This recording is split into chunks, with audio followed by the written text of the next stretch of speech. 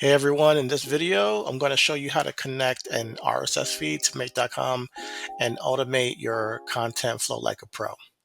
Now, whether you're into content curation, want to keep it with your favorite blogs, or just love automating your workflow, this one's for you. So let's dive right in.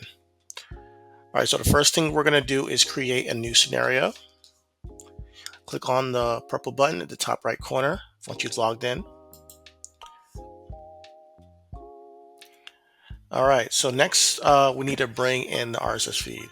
So you just got to click on the plus sign and then search for RSS.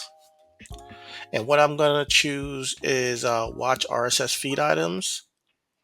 This is going to check your RSS feed for new items and trigger our scenario. Now let's plug in the RSS feed URL. Just paste the URL of the feed you want to monitor right here. I'm going to go with the New York Times Technology RSS feed. Choose whatever feed that you're using. Next, you'll need to determine the maximum number of returned items. This setting controls how many items from the feed will be retrieved each time the scenario runs. Now, if you're dealing with a feed that updates frequently, you might want to set a limit to avoid being overwhelmed with too many items at once. Now, before we move on, let's take a quick look at the advanced settings. You can find these by clicking on the Show Advanced Settings toggle on the bottom left corner. And here's what you'll find. So you got the username and password. If the RSS feed requires authentication, you can enter your credentials here. This is useful for private feeds that aren't publicly accessed. You also have this section that says process RSS fields. This option lets you decide how the RSS feed data should be handled. You'll see three checkboxes. Select all, that's to process all available fields in the field. You got Google Merchant Center.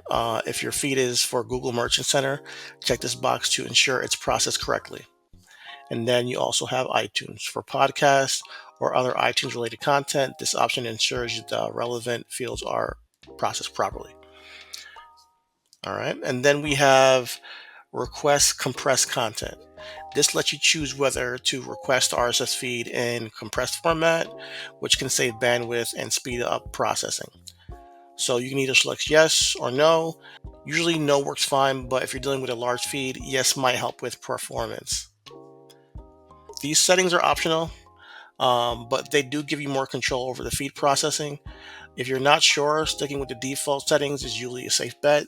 So I'm going to go ahead and stick with the default. All right, once you've configured the RSS feed, set the advanced settings. Now it's time to click OK to move forward.